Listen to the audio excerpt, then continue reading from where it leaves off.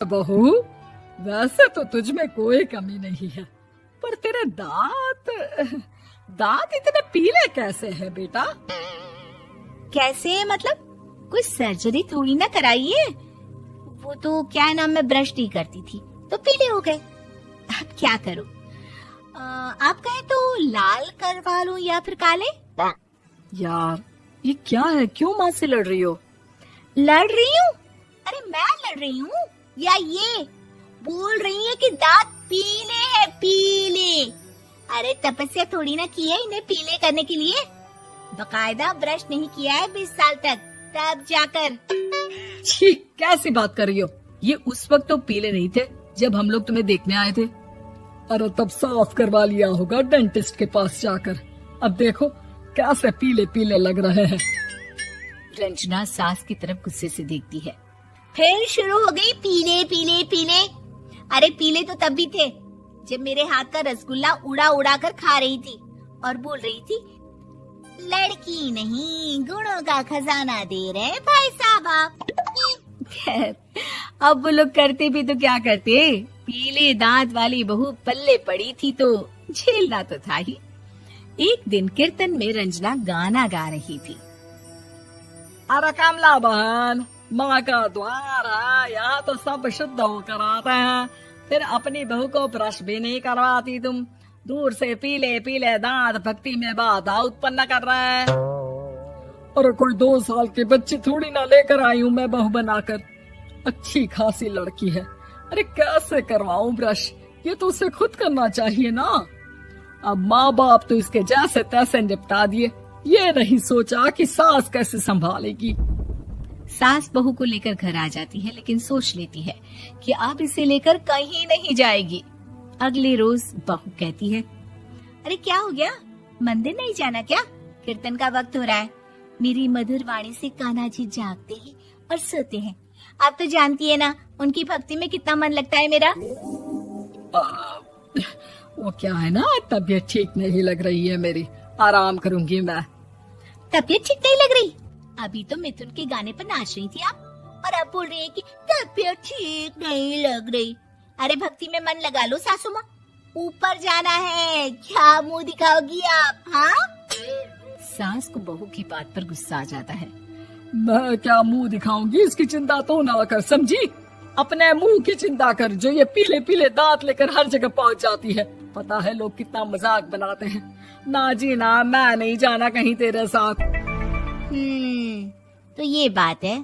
कोई ना, मत जाओ, मैं अपने कमरे में ही बैठकर भक्ति कर लूंगी।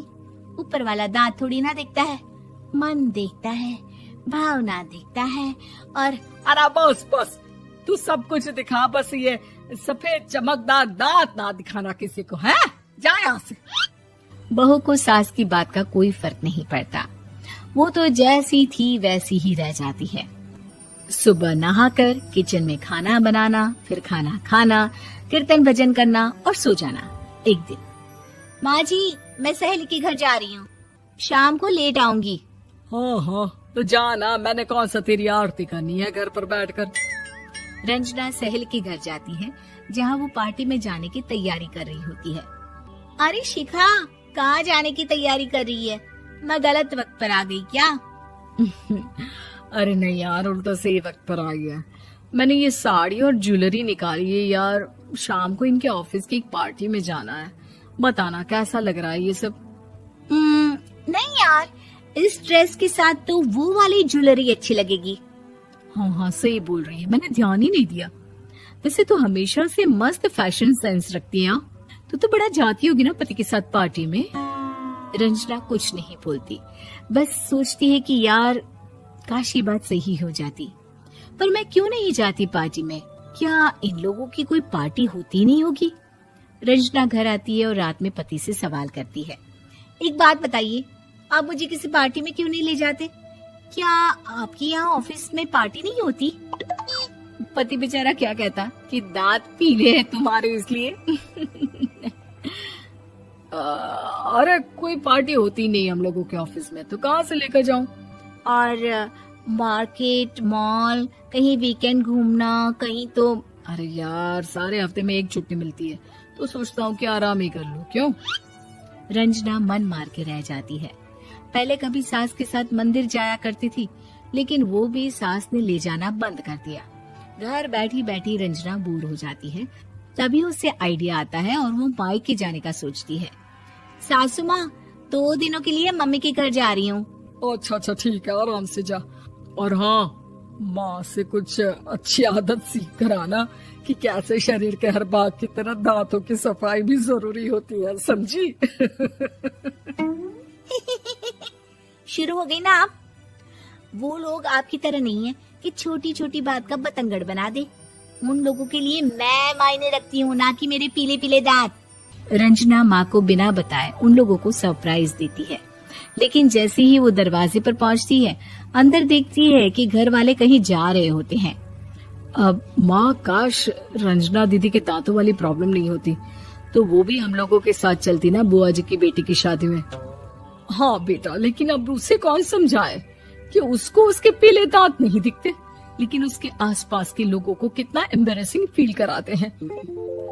मुझे तो कितनी बार उसके स्कूल की टीचर ने शिकायत की कि उसके साथ कोई लड़की बैठना भी नहीं चाहती, और ना ही कॉलेज में कोई उससे बात करना चाहता था।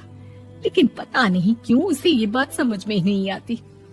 कोई कमी नहीं है उस लड़की में, बस यही कि दांत पीले हैं।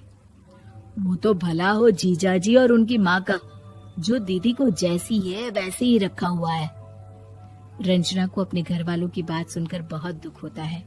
वो सोचती है कि वो क्या करे, लेकिन फिर वो सीधा डेंटिस्ट के पास जाती है, अपने दांत चमकाती है और कसम खाती है कि वो रोज ब्रश करेगी। अरे क्या हो गया, तुम तो 2 दिनों के लिए गई थी ना, पर कोई ना, अच्छा है चलो आ गई तो। रंजना सास के सामने आकर खड़ी हो जाती है और पूरी स्माइल करती है, उसके चमकदार दांतों को दिखाती हुई। हैं? चले मंदिर। माँ, मुझे माफ कर दीजिए, मैंने आप लोगों को बहुत एम्बैरेसिंग फील करवाया। मैं आज से रोज ब्रश करूंगी।